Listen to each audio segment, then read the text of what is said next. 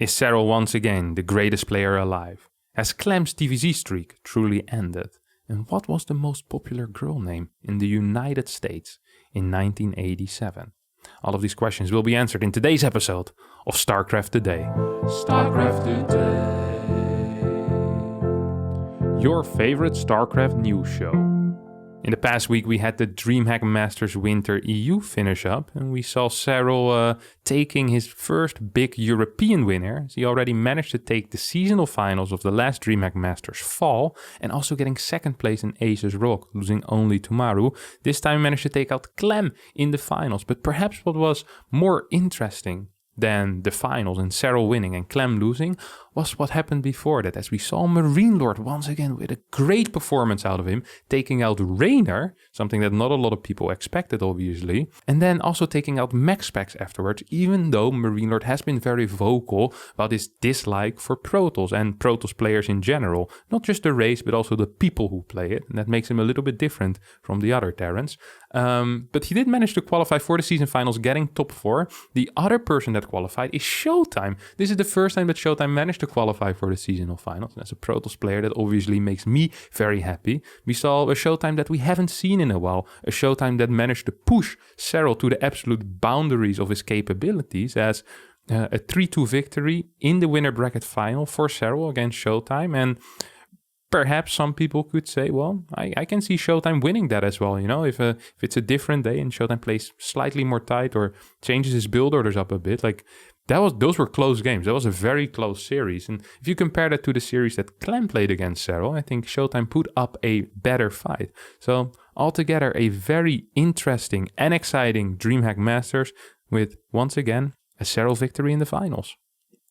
Moving over to NA, we saw an absolute dream run out of Neep after barely slipping out of that group stage, and the difference of one map between him and Vindicta, Vindicta sadly falling out, Neep making it through. We then see Neep make a run through the lower bracket, which honestly I haven't really seen something like that before, just starting at the lowest and making it through into the grand finals, beating Australia in that lower bracket finals, only to meet Scarlet in the grand finals. And this is where Scarlet decided, no more. This is it for you, Neep.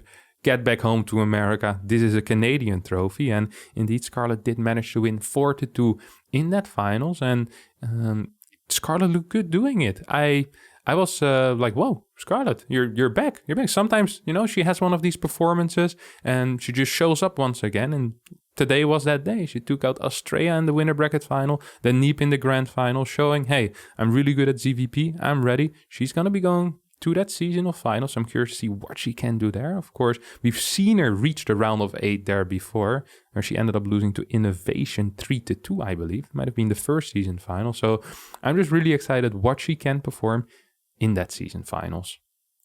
This week's game of the week is between Showtime and Clem on Blackburn, and what a banger of a game it was. Starting out with a passive triple CC opener out of Clem, something that is rather uncharacteristic out of the French Terran.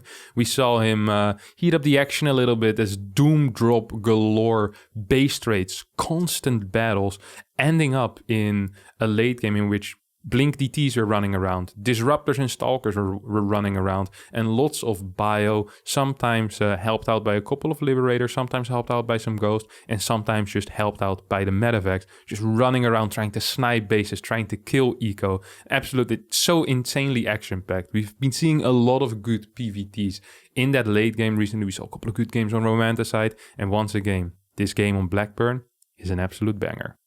Now time for a zoom in, as we're going to be zooming in on Clem's TVZ. Indeed, Clem's TVZ was believed to be almost unbeatable by basically everyone, especially when it came to longer series. The current map pool being slightly Terran favored and Clem just being an absolute beast in the matchup, it seemed to a lot of people that whenever he would meet any of the top Zergs, he would just beat them. And earlier in the year, this was definitely true. And even the past 3-4 months, up until 2 weeks ago, this was true.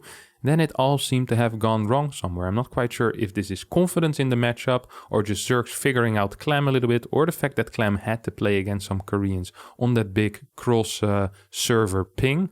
But Clem has been struggling, losing to DRG, dropping a map to Ragnarok, losing to Raynor, and also losing 2 series to Serral in a row.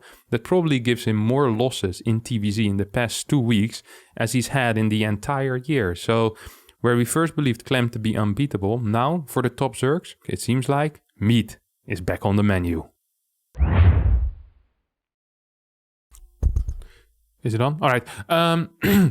Hello, we're standing outside of the Blizzard headquarters here and just got announced that a Blizzard employee accidentally removed Archon mode from the ladder. Yes, you heard that correct. Archon mode accidentally got removed.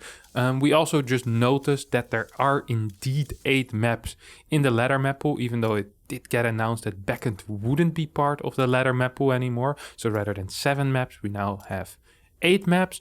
Couple of mistakes on Blizzard's side, but I'm sure there's nothing that time can't fix. Back to you, Kevin. No ESL Cup this week as it got cancelled due to some scheduled maintenance on the website. I don't quite know why, but it is what it is. Instead, Wardi and Rotti decided to host the Wardi Rotti Cup number 3, in which a crowd-funded prize pool did seem good enough for a lot of the players that usually would have played in the EPT Cup to join. We saw Beyond join, Hero Marine, Clem, Rainer, Marine Lord, Lambo. Loads of big names were there. Zest was there. Let's not forget about Zest either. Sadly for Zest, did not make it to the finals. He met Clem in the semis. Clem absolutely destroying his side of the bracket, by the way. Looking super dominant, getting to the finals. The bottom side, we saw Hero Marine making quite the run. Then meeting Rainer, and Rainer looking super dominant yesterday in that tournament. And actually taking out Hero Marine, going into the finals. Let's not forget, earlier this week, Clem versus Rainer ended up in a 3-0 victory in favor of Clem. This time it was the other way around, as not only did Rainer not drop a map, he also won 4 maps as it was a best of 7. So 4-0 for Rainer. This was all played on the new maps, so perhaps these new maps a little bit better for Zerg. Maybe even an indication of what is to come in the near future if this is going to be the new map. But big congrats there to Rainer, who shows that he's still capable of doing it, but so far not in the big tournaments. So yeah, curious to see if he will be able to make that big comeback as well. When we have the King of Battles tournament, or perhaps the last chance, and otherwise Intel Extreme Masters Katowice. This week's clip of the week could only be one, and it already has the perfect name. It is called The Perfect Cinematic Ending of Showtime versus Marine Lord.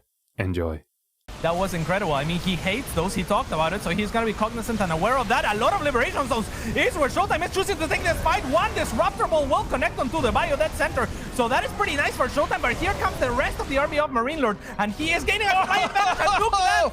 Just in the perfect time. Well, an absolutely beautiful ending there out of Marine Lord. Well-timed nuke, if you ask me. All right, that's going to be it, but not before we answer the final question. What is the most popular girl name in the US in 1987? And that, of course, the people with knowledge knew it already, was Jessica. All right, that's going to be it for today. Thanks everyone so much for watching. I hope you enjoyed. Don't forget to hit the like button, subscribe to the channel, and leave a comment down below. And we'll see you all next time. Bye-bye.